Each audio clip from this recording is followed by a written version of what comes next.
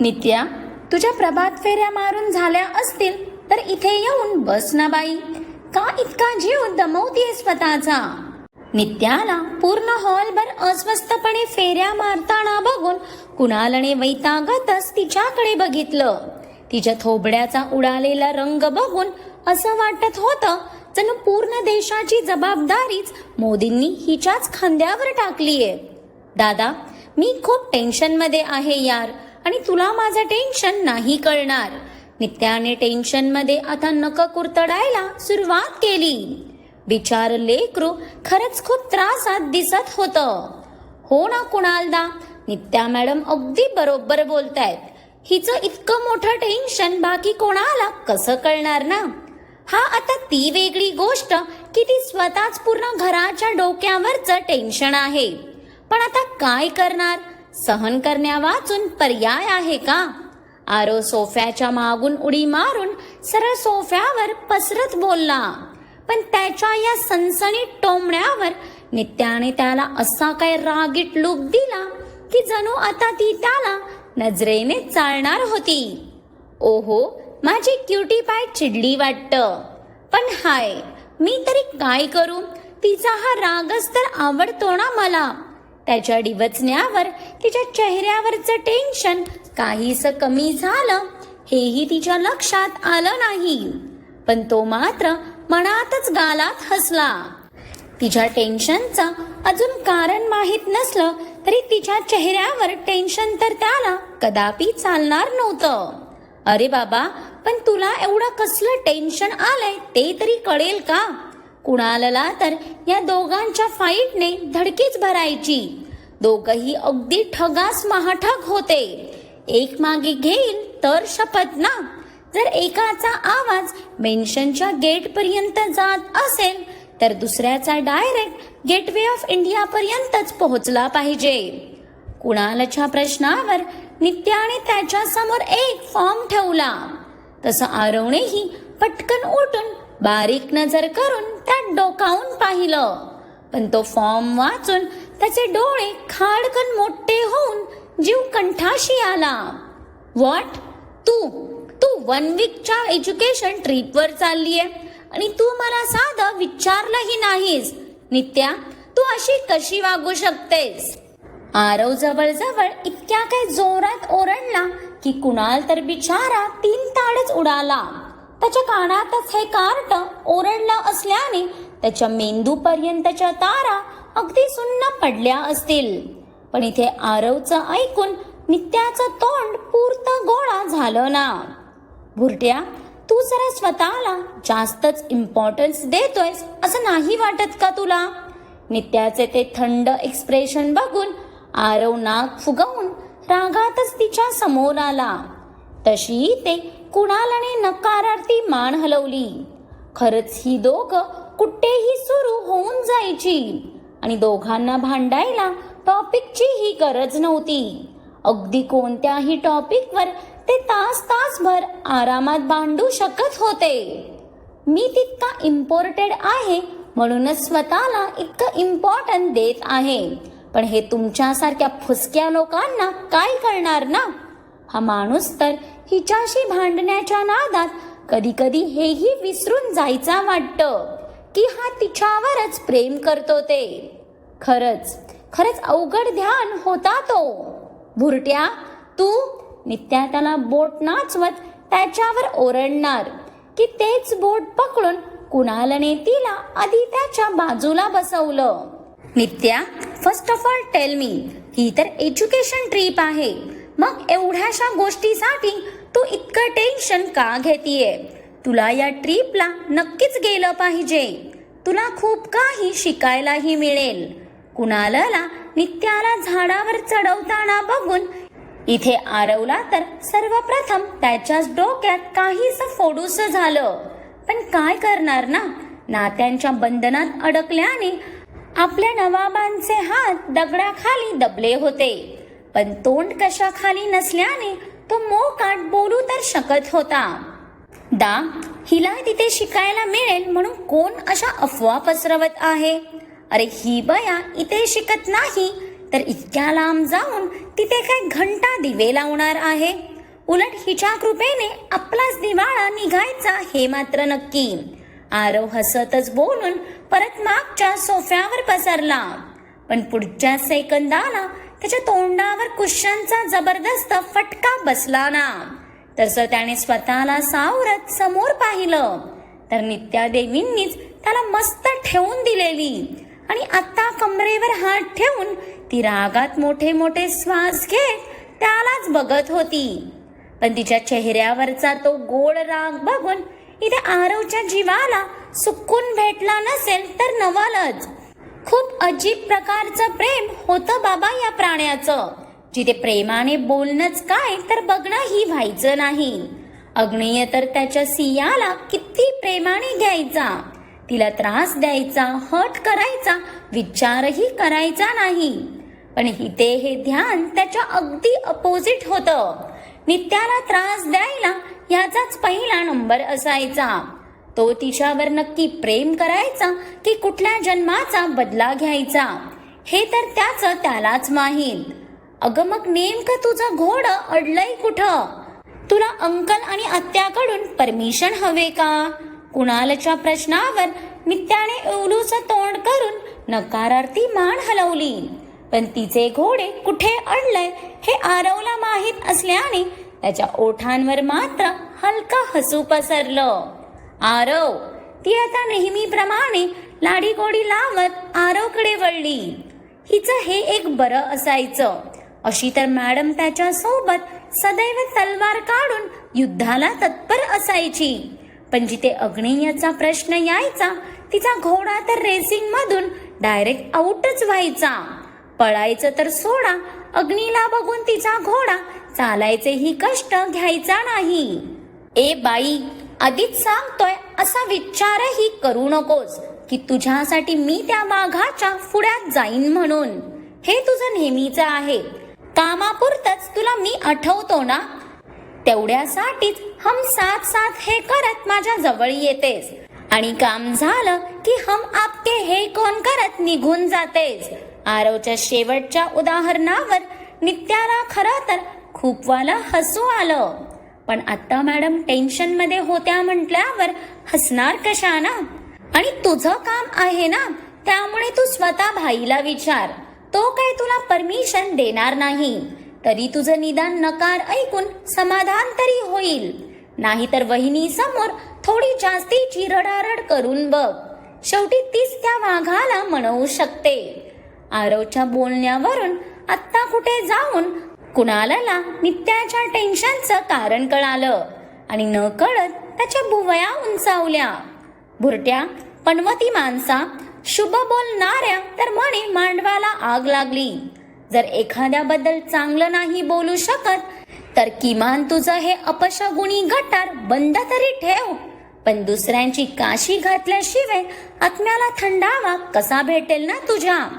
रेड्या, जर मला परमिशन नाही भेटली तर वहिनीला सांगून तुझी ही काशी लावेन मी. नित्याने रागात चरफडतच दुसरी पिलो उचललीच होती की किचन मधून हातात ट्रे घेऊन येणाऱ्या सियाला बघून तिच्या डोळ्यात चमक आली आणि मॅडम क्षणातच शांतही झाल्या. पण नित्याचे बदललेले एक्सप्रेशन बघून आरव आणि कुणालनेही तिकडे पाहायला त्या दोघांचीही तोंड उघडी झाली ना. कारण आज तर सिया लाल कलरच्या चुडीदार मध्ये कमालीची सुंदर दिसत होती. त्यात तिचे सोडलेले ते ओले मोकळे केस तिच्या सुंदरतेची शोभा अजून वाढवायचंच काम करत होते. पण तिच्या हातात ट्रे बघून आरव नकारार्थी मान हलवत उठून तिच्या जवळ गेला. गुड मॉर्निंग आरू. तशी तिने त्याला इतकी काही गोड स्माइल दिली की आरवने हसतच तिच्या हातातून तो ट्रे घेत तिच्या कपाळावर ओठ टेकवले. Good morning. तिच्या ह्याच निरागस रूपावर नितांत प्रेम करायचा तो. वहिनी, आपल्या मेन्शन मध्ये इतका स्टाफ असूनही मॉर्निंगची चहा कॉफी तुलाच बनवायची असते ना. एक दिवस तुझ्या कृपेने भाई पूर्ण स्टाफला टर्मिनेट करून टाकू नये म्हणजे झालं. आरव सियाचा एक हात पकडून दुसऱ्या हातात ट्रे घेऊन तिच्या सोबत लिव्हिंग एरियात आला. नित्या उभीच असल्याने तिने नित्यालाही बघून गोड स्माईल केली. पण कुणालचं लक्ष राहून राहून सियावरच जात होतं. आरू, तुझ्या भाईचं काय कौतुक. तुला माझ्या हातची कॉफी आवडते म्हणून बनवते मी. सिया आरवच्या हातात कप ठेवत नित्याच्या हातातही तिचा कप देते. वहिनी, दिवसेंदिवस तुझी ब्युटी तर वाढतच चाललीये यार. हा नक्की कोणत्या प्रोडक्टचा कमाल आहे की माझ्या भाईच्या प्रेमाची कृपा. नित्याच्या या खोडकर प्रश्नावर सियाने लाजून तिला हळूच डोळे दाखवले. पण तिची ही कृतीही किती ते लोबस होती. तिच्या चेहऱ्यावरची ती गुलाबी छटा कोणालाही अजूनच तिच्या मोहात पाडेल. सिया, मलाही तुझ्या हातची कॉफी चालेल यार. कुणालच्या आवाजाने सियाचं आत्ता कुठे लक्ष त्याच्यावर गेलं, तर तोही प्रसन्न चेहऱ्याने तिच्याकडे बघत होता. हो, तुमच्यासाठीही आणली आहे. हे घ्या. सिया कुणाललाही त्याचा कप द्यायला जाणार तोच तो कप उचलून अग्नेयनेच कुणालच्या समोर ठेवला. तसे सगळ्यांचे डोळे मोठेच झाले. म्हणजे हा माणूस प्रेतासारखा कुठून प्रकट झाला हे तर कुणालाच समजलं नाही. अहो, सिया तर त्याच्याकडे बघतच राहिली. फॉर्मल व्हाईट शर्ट मध्ये तो इतका कमालीचा हँडसम दिसत होता की त्याच्यावरची नजरच हटणार नाही. जाणा, किती टाइम मी सेम गोष्ट रिपीट करायची. तू ही कामं केलेली मला आवडत नाही, तरी मुद्दाम करायची असतात ना तुला. तो सियाचा हात पकडून तिला स्वतःसोबतच सोफ्यावर घेऊन बसला. पण त्याच्या या रागवण्याने सियाची बारीक नजर त्याच्यावर आली ना. अहो, तुम्ही परत ओरडताय का माझ्यावर. तिचं ते सोज्वल रूप बघून त्याला ओरडूच तरी वाटेल का. काय भाई, तू तू माझ्या वहिनीवर ओरडत आहेस. झालं, घ्या. हे ध्यान तर कान लावूनच बसलेलं वाटतं. वहिनी, तू अजिबात घाबरू नको. मी आहे ना. मी असताना भाई तुला अजिबात हट नाही करू शकत. आरवने सियाला लगेच स्वतःकडे ओढून घेताच इथे अग्नेयच्या कपाळावर अट्या पडल्या ना. कुणाल तर आरव आणि सियाची बॉन्डिंग बघून शॉक झालेला. किती सहज त्याला सियाला जवळ करताना पाहून त्याची नजर आपोआप सियावर गेली. पण त्याने लगेच त्याची नजर फिरवूनही घेतली. आरू, अरे तुझे भाई तर मला कधीच हट नाही करू शकत. सियाने समजवताच आरवने शांत होत तिला मोकळं केलं. तशी ती पुन्हा अग्नेयकडे फिरली. तोच नित्याने त्या दोघांसमोर त्यांचा कप पकडला. अहो, तुम्ही ते स्टडीमध्ये होता ना. सियाच्या या गोंधळलेल्या एक्सप्रेशनला बघून अग्नेय सोबत आरवलाही हसू आलं. ती जेव्हा पण असं एक्सप्रेशन द्यायची तेव्हा खूपच गोड दिसायची. Yes, but I am badly missing you, म्हणून मी खाली आलो. त्याच्या या बेधडक उत्तरावर सियाचे तर डोळेच एक क्षण मोठे होऊन पुढच्या सेकंदाला तिने लाजून मान खाली घातली. आरव आणि नित्या तर नेहमीचे होते, पण तिच्या मोठ्या दिरासमोर तिला अवघडूनच आलं. भाई, आम्हीही आहोत म्हटलं. आरवने गालातलं हसू लपवणाऱ्या नित्याकडे बघूनच त्याला वास्तवाची जाणीव करून दिली. उगाच तिच्या बालबुद्धीवर परिणाम नको ना. I don't care. अग्नेयने अजूनही सियावरच त्याची नजर रोखून अगदी लापरवाहीने उत्तर दिलं. त्याच्या या लाल गुलाबाला बघून तसही त्याची स्पंदनं कमालीची वाढली होती. अहो प्लीज ना. सियाला तर ह्या राक्षसाचं काय करू असं झालं.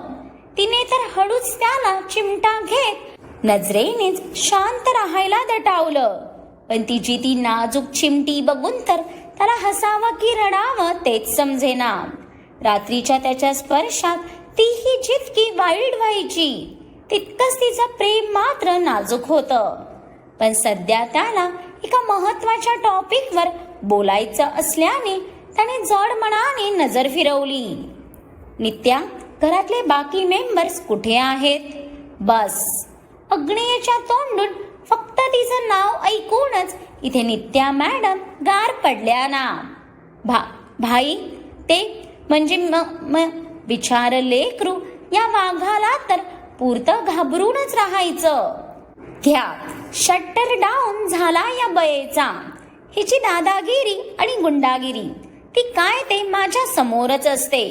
आता बघा, भाई समोर आल्यावर कोण म्हणेल का हिला की ही तीच मुलगी आहे जी थोडा टाइम आधी माझ्या डोक्यावर नाचत होती. तिची वळालेली बोबडी बघून आरवला तिचं हसूच आलं, तर सियाला मात्र तिची खूपच दया आली. नित्या, राहू दे बाळा, तू उत्तर देईपर्यंत भाई म्हातारा व्हायचा. मी आहे ना, मी सांगतो त्याला. भाई सगळी गळायला टेकलेली पानं त्या देवाचं जिनं हराम करायला सकाळी सकाळी मंदिरात गेलेत. काका आणि आत्याला जायचं नव्हतं, पण काय करणार, त्यांच्याच पापाचा घडा इतका भरला होता की आजोबा त्यांना जबरदस्ती घेऊनच गेले. आणि डोंट वरी, मार्कोदा पूर्ण टीम सोबत त्यांच्या बरोबर गेलाय. आरवचं ऐकून अग्नी आणि थंड चेहऱ्यानेच त्याचा कॉफीचा कप तोंडाला लावला. पण इथे कुणाल आणि नित्याची त्याच्यावरची ती तीक्ष्ण नजर बघून इथे आरवने निर्लज्जासारखे खांदे उडवले. अग्नी, नित्याला तुझी परमिशन हवीये. कुणाल आरवला इग्नोर करत त्याच्या समोर तो फॉर्म सरकवतो. I know about this educational trip. अग्नेयचा बोलायला उशीर की ते नित्यासोबत आरवचेही डोळे उंचावले ना. भाई, तुला कसं समजलं? हिने सांगितलं, पण कसं शक्य आहे? तुझ्या समोर तर ही देखील मुकी होते. आरव तर अचंबित होऊन नित्याच्या धाडसाकडे कौतुकाने बघतच होता की नो, तिने नाही तर तिच्या फ्रेंडने सांगितलं मला. अग्नीच्या या एका वाक्यावर इथे आरवचा कुकर तापला ना. आता इथे त्या अतिशहाण्याचा काय संबंध? आणि तोही तुझ्याकडून ट्रिपला जायची परमिशन मागत होता का? आरवच्या आवाजात उतरलेली ती चीड बघून अग्नेय मनातच गालात हसला. तो जायची नाही तर नित्याला सोबत न्यायची परमिशन मागत होता. अग्नेयच्या बोलण्यावर नित्याच्या ओठांवरचं हसू कानापर्यंत पोहोचलं. पण तेच हसू आता आरवला खटकलं ना. भाई, मग तू त्याला बोललास ना ती कुठेही जाणार नाही म्हणून?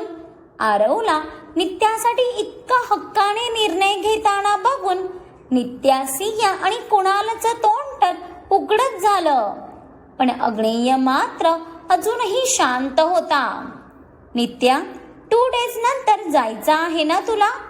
सो आज दुपारी मार्को सोबत जाऊन तुझी शॉपिंग करून घे.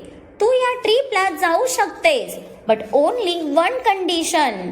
तू बाकीच्यांसोबत प्रायव्हेट जेटने नाही जाणार, तर तुझ्या फ्रेंड सोबत आपल्या पर्सनल जेटने जाशील. आणि तुझ्यासोबत मार्को आणि काही गार्ड असतील. मी तुझ्या प्रिन्सिपलशी बोलून घेतलंय, सो तुला त्याचं टेन्शन घ्यायची गरज नाही. अग्नेयने सगळं ठरवून टाकलेलं बघून आता नित्या तरी कायच बोलणार होती ना. ती तर जायला भेटतंय यातच खुश झालेली. सिया आणि कुणालही तिच्यासाठी हॅपी झाले. पण इथे आरवच्या शेंडीला अशी काय आग लागलेली की ते लेकरू आता धाय मोकलून रडायचंच बाकी राहिलेलं. त्याचा स्वतःचाच भाई त्याच्या लव्ह स्टोरीचा सर्वात मोठा विलन वाटत होता त्याला. मग काय वाटतंय तुम्हाला? आरव नित्याला जाऊ देईल का? की ह्यावेळी तरी तो त्याच्या प्रेमाची कबुली देईल, जेणेकरून नित्याचे पाय इथेच थांबतील? सगळं आपल्याला वाटतं तितकं सरळ सोपं असेल का? कदाचित हो तर कदाचित नाही. हे पाहण्यासाठी ही पूर्ण स्टोरी आवर्जून पहा. आणि आजचा भाग आवडला असेल तर लाईक आणि कमेंट करून कळवा. आणि खूप साऱ्या लोकांसोबत शेअरही करा. आणि ज्यांनी कोणी अजून माझ्या चॅनेलला सबस्क्राईब नाही केलंय त्यांनी लवकरच सबस्क्राईब करा, कारण माझ्या न्यू स्टोरीजचा ट्रेलर लवकरच रिलीज होणार आहे. त्यामुळे त्याचेही तुम्हाला अपडेट भेटत राहतील.